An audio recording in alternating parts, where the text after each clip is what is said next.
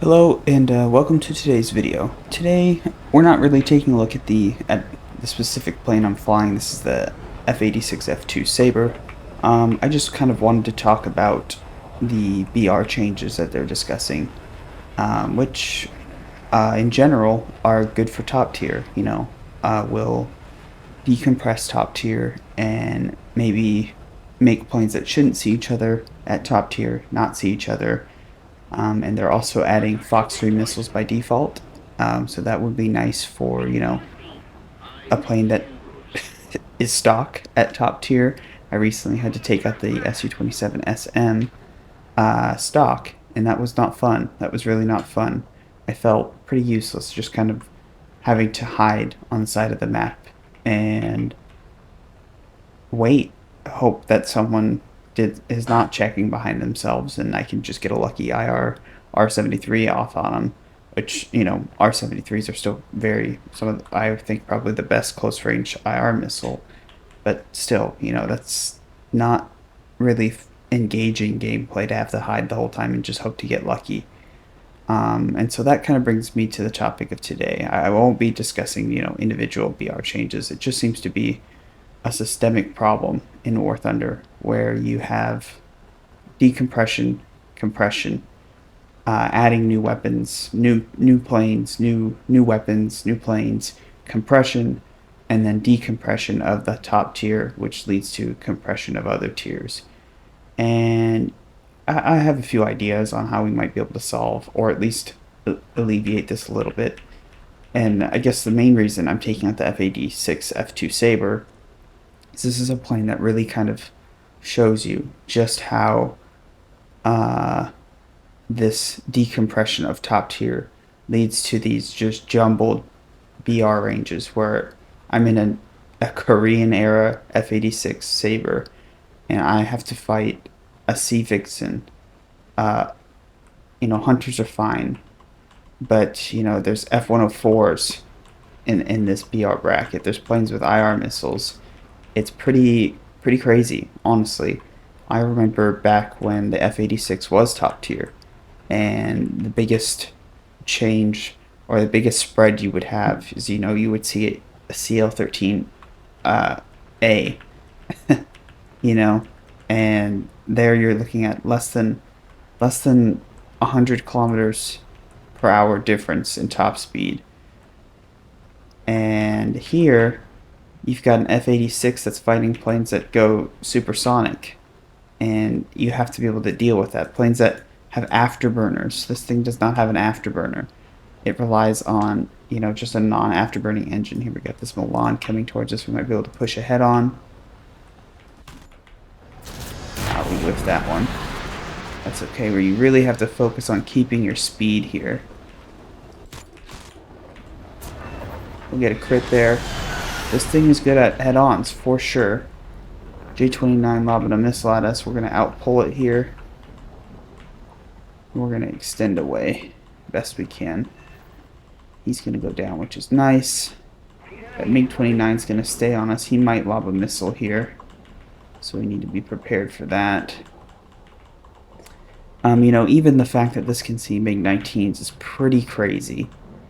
And one of my suggestions, I've thought about this a little bit here and there. Maybe we need some sort of technology separation. If you have an afterburner, you cannot see planes with an afterburner. Maybe that's a good separation. If you have IR missiles or missiles in general, maybe you shouldn't be seeing planes that do have those. Let's see, because look, this MiG-19 can sort of engage me and disengage me at his will. There's almost nothing I can do other than, knowing he's now out of missiles and knowing that he's going to burn energy a little bit faster than me. There's not a ton I can do. We're going to go neg G here. Or not neg G, but we're going to split S. I'm going to go up and over here. And he's going to pull harder than me. He really is. But he's also going to burn energy a little bit faster. If I can keep out of his guns for just a little bit longer, I should be okay. The J-29 is actually a little bit more worrisome. just because he's going to pull a little bit tighter. Now I have to crank this down a little bit here. He's going to extend away. That's the smart thing to do. I hope he does not have time to reset before I can deal with this MiG-19. He probably does, but yeah, maybe we need some sort of technology separation, some hard caps on what you can and cannot do in what you can and cannot see in terms of BRs. That Milan's coming back in here. So I'm going to bring my flaps in a little bit here. So I have to start to deal with both of these guys here.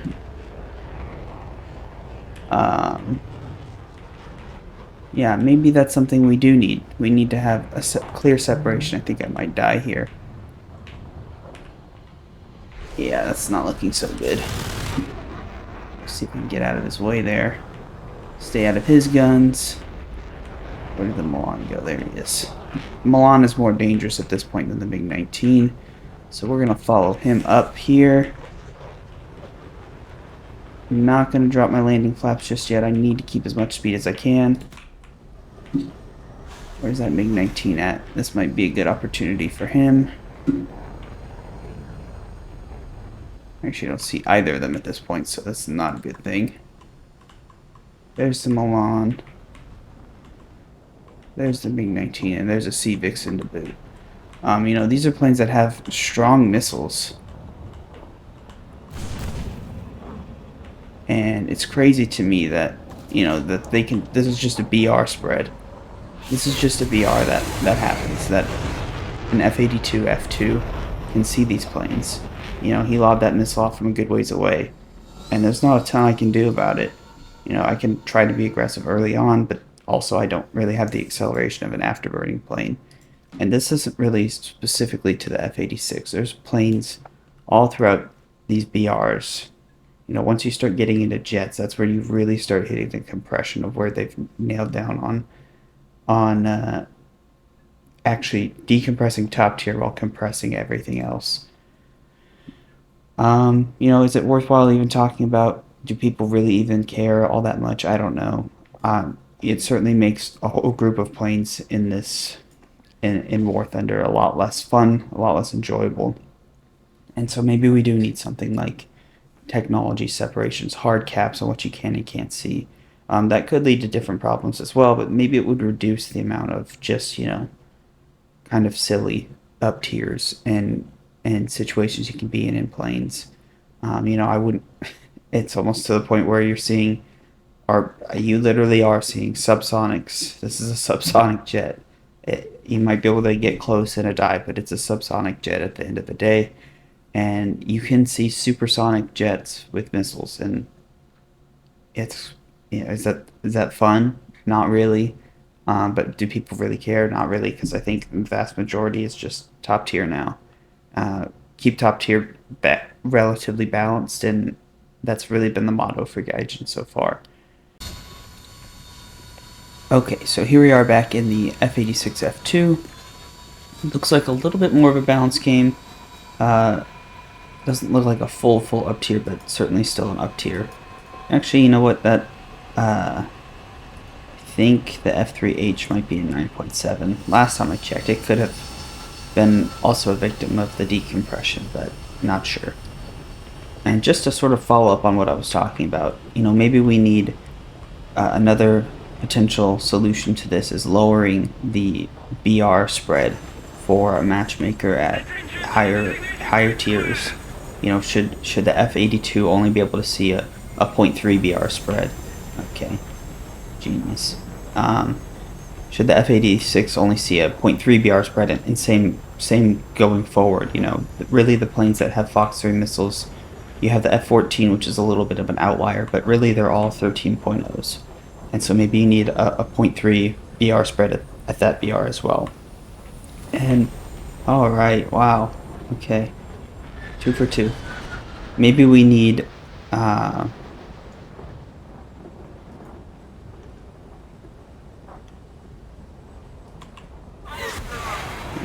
very intentional.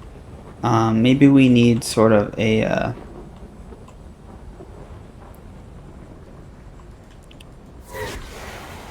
maybe we need a... Sorry, I'm a little focused at this point now that I've got these two geniuses. Um, maybe, I mean, the downside of that sort of BR spread is that we have longer match times, and whether or not you think that's a problem, that's just up to you. I remember you would wait sometime for games back in the day. You could wait a few minutes for games depending on what you were playing, and it didn't really matter so much. But now, you're so used to very fast-paced games in War Thunder. You're used to, waiting just a few minutes here, or not even, 30 seconds for a game. That's a long wait time, and we don't necessarily have that anymore. We don't necessarily want to wait 2 minutes to get into a game these days. You want it to be pretty quick. I'm gonna dive after this Jaguar here, see if we can get these two to leave me alone, but it does not seem like they want to. So we'll stay on this Jaguar here. Thank God I don't know if their aim is either really, really bad or they're not intending to shoot at me. Alright, so that's always fun. I can probably glide back.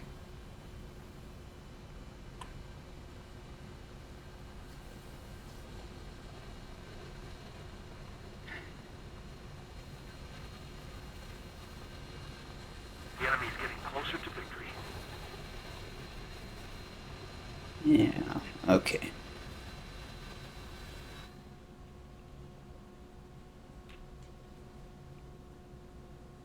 Anyway, I will get you guys in the get you guys in the next game here, since clearly that was a lot of fun.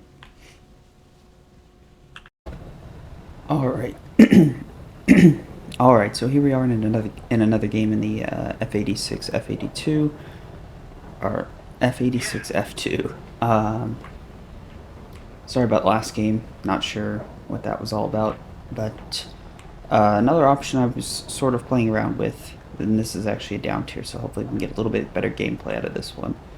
Another option I was potentially throwing around is sort of a dynamic BR system. So, something like the F86 F2 would just have its BR because it does not have an afterburner, it does not have countermeasures, it does not have missiles, IR missiles, or radar missiles. And really this came to me when I was flying in the SU-27 SM, excuse me, and I only had IR missiles, and really it sort of made sense to me that if you're an SU-27 SM and you're only taking out IR missiles, are you really as effective as a F-15 or even another SU-27M that has Fox 3 missiles? No, you're not. And that's sort of something that's kind of changed and sort of left the BR system behind, is that this plane is as good as it's going to get right now. This is the spaded F2 Saber. It has the guns fully upgraded, it has the ammo belts, and this is as good as this plane gets. It even stock, the difference between a stock F2 Saber and a spaded F2 Saber isn't the ability to lob a missile 50 kilometers off in the distance over there. However, that is the case at top tier. That absolutely is the case at top tier. I know it's changed a little bit since they said that they're going to include Fox 3s as default. But that could make it interesting to where you have planes that are able to equip things like the Bison. Should it really be fighting other planes? Yeah, the performance is not all there, but it does have very good missiles. So it could throw in certain planes against each other that normally wouldn't see each other. But it's just a thought. You say you get 1 BR plus for having a Fox 3 for having Fox 3's missiles equipped, 0.7 for having countermeasures, another 0.7 for all aspect missiles, those sorts of things. Let's see. Gotta be a little bit careful here. I'm not a fan of clouds. Let's go for the Saber. CL-13.